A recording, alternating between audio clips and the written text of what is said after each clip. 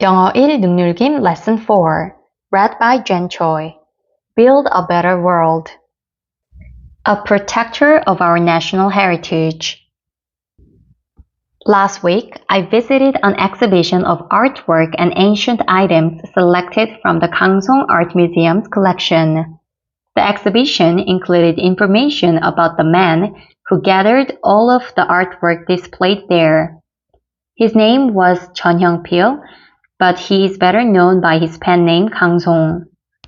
He was born into a rich family in 1906 and lived through the Japanese occupation of Korea. At the age of 24, he inherited a massive fortune. After carefully thinking about what he could do for his country, he decided to use the money to protect Korea's cultural heritage from the Japanese. This decision was greatly influenced by his mentor, Oh Se-chang, who was an independence activist and had keen insight into Korean art. With Oh's guidance and his own convictions, Kangsong devoted most of his fortune to acquiring old books, paintings, and other works of art. He considered these items the pride of the nation and believed they represented the national spirit. Without his actions, they would have been destroyed or taken overseas. As soon as I walked in, I could not help but admire some ink and water paintings by Chung Sun, a famous Korean artist also known as Kyomjae. These paintings were kept in an album called the Haeak Jeonsincheop. They depict the beautiful scenery of Kumgangsan Mountain and its surrounding areas. The way Kyomjae painted the mountains, rivers, and valleys makes them look very inviting. I was shocked when the museum tour guide said that the album was almost burned as kindling. Fortunately, it was rescued at the last minute and later purchased by Kangsong. Knowing that these beautiful paintings were nearly turned to ashes made me feel very sad. I'm thankful that these paintings are still around so that future generations can also appreciate them. The next item that impressed me was a gorgeous porcelain vase called the Celadon Prunus vase with inlaid cloud and crane design. It is a pleasant shade of green with a lovely pattern of clouds and cranes encircling the entire vase. The cranes seem to be alive and stretching their wings in search of freedom. Kangsong bought the vase from a Japanese art dealer in 1935. With the money he spent on it, Kangsong could have bought 20 nice houses. Later, a different Japanese collector offered double the price Kangsong had paid for the vase.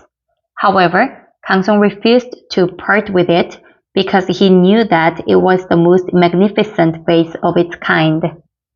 Today, it is listed as one of Korea's national treasures. Seeing it in person was an absolutely breathtaking experience. Finally, I saw the one item in the museum that I will never forget, an original copy of 훈민정음 해력. This ancient book was written in 1446 and it explains the ideas and principles behind the creation of Hangul, the writing system of the Korean language. It was found in Andong in 1940.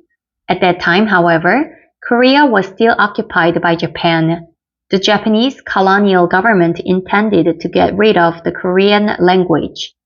Schools were forbidden to teach lessons in Korean, and scholars who studied Korean were arrested. From the moment he heard that the 훈민정음 해력 had been discovered, Kangsong couldn't stop thinking about it. He knew he had to protect it at all costs.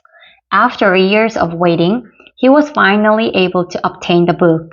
He purchased it at 10 times the price the owner was asking and carefully hid it in his house. When the Japanese were finally defeated, he was able to share it with the rest of Korea. The guide said that the 훈민정음 해력 is the museum's most precious treasure. Without it, the origins and fundamentals of Hangul would have been lost to history. It has since been designated a national treasure of Korea and included in the UNESCO Memory of the World Register. Looking at the ancient book, I could feel Kangsoong's strong commitment to preserving Korean history. Standing in the middle of exhibition hall, surrounded by Korean art, I could not stop thinking about Kangsoong. He was an amazing person. He did not collect art for his personal enjoyment. He did it to protect Korea's cultural identity during the harsh Japanese colonial period. After Korea regained its independence, he stopped collecting art, as he knew it would safely remain in Korea. During our country's worst time, a single man was able to defend Korea's national spirit and pride. Thanks to him, we are still able to experience an essential part of Korean culture today. Founded in 1938, the Kangsoong Art Museum was Korea's first private museum. When Kangsoong built it, he named it Pohwagak. He used the building as a place to store all of the important cultural items he had collected over the years. Kangsoong died in 1962, and Pohwagak was renamed the Kangsoong Art Museum in 1966. It now holds about 5,000 items, including 12 Korean national treasures.